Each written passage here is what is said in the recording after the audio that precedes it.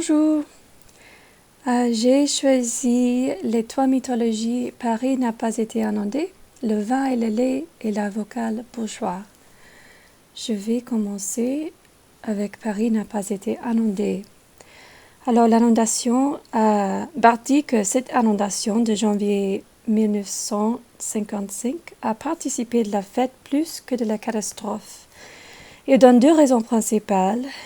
Elle a dépaysé certains objets, rafraîchi la perception du monde, en y introduisant des points insolites et pourtant explicables. Alors Barthes explique que toute rupture, un peu ample du quotidien introduit à la fête. La crue n'a pas seulement choisi et dépaysé certains objets, mais elle a bouleversé la synesthésie même du paysage et l'organisation ancestrale des horizons. Mais le phénomène le plus troublant, c'est la disparition du fleuve. Et celui qui est la cause de ce bouleversement, c'est la rupture du visuel quotidien. C'est une mutation dont on ne voit que le caractère accompli, ce qui en éloigne l'horreur.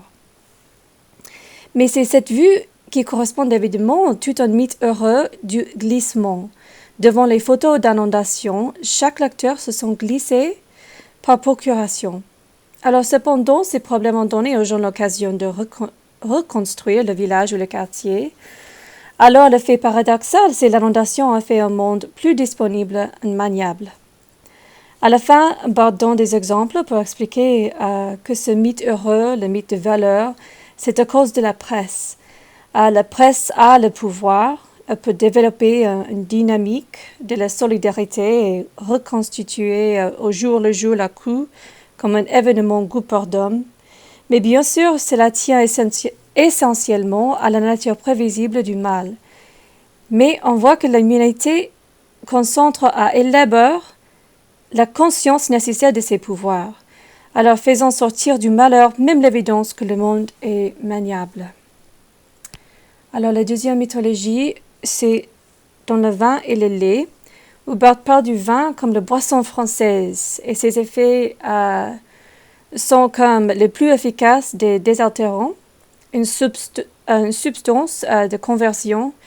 Et cette conversion, c'est dans les situations des états, des objets, des personnes, par exemple d'un faible en fort ou d'un silencieux en bavard.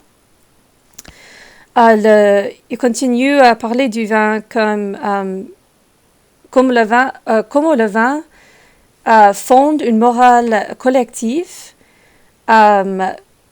et croire au vin est un acte collectif. Oui, le Français qui prend quelques distances à l'égard du mythe s'exposerait à des problèmes minus mais précis d'intégration.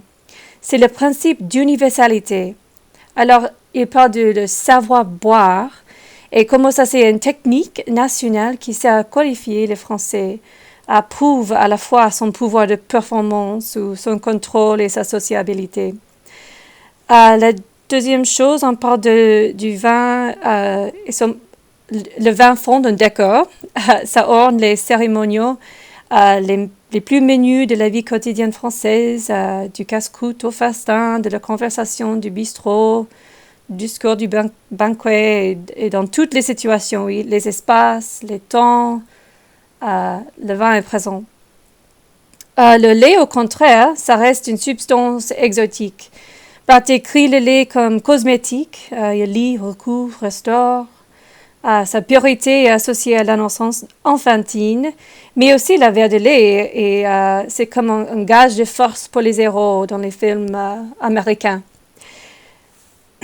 Alors, la mythologie du vin peut nous faire d'ailleurs comprendre l'ambiguïté habituelle de notre vie quotidienne. Ce qu'on trouve, c'est que le mythe, c'est aimable, mais même si un mythe est aimable, c'est pas toujours innocent, oui, et ça c'est le cas ici. C'est que, oui, c'est une belle substance, oui, le vin est une belle substance, c'est une bonne substance, mais c'est pas la seule chose qui participe lourdement du capitalisme français. On a on a des autres, que ce soit celui des brouilleurs du cou ou celui des grandes colonnes algériennes qui imposent aux musulmans, oui, sur la terre, même dans la dépossédée. Une culture dont il n'a que faire lui qui manque de pain. Mais ce qu'on trouve, c'est qu'il y a une aliénation, oui. C'est les Français ils en donnent une aliénation présente. Et c'est précisément que le vin ne puisse oublier du monde qu'il est aussi le produit d'une expropriation. Et à la fin, j'ai choisi l'avocat bourgeois. Okay? Et ici, c'était un peu court. Je sais pas, le petit chapitre ou quoi. Mais, ok, enfin, l'avocat bourgeois est une mythologie musicale où l'on retrouve les principaux signes de l'art bourgeois. Alors, cet art est, premièrement, c'est l'art bourgeois, il veut toujours prendre ses consommateurs pour des naïfs. Il veut contredire, ou il contredit son propre message et la musique. Et il pratique aussi une littéralité d'intention, non de description. Alors, on dit que c'est similaire de la poésie, où on concevoir l'art comme une addition de détails réunis, une perfection pointilliste. Alors, dans cet art, il y a une intimidation par les détails qui est à l'opposé du réalisme. Oui, c'est un art analytique. Et c'est Gérard Suzet qui est un exemple de ce type d'avocat bourgeois. Et Barthes écrit ces phrases comme l'expression excessive de mots chargés, maladroitement d'enculé un ordre intellectuel parasite dans la nappe sans couture du chant. Alors, voilà les 3 mythologies que j'ai choisies. Et j'ai mis mon handout sur Canvas aussi. Et c'est les mêmes choses sur cette PowerPoint. Merci, au revoir.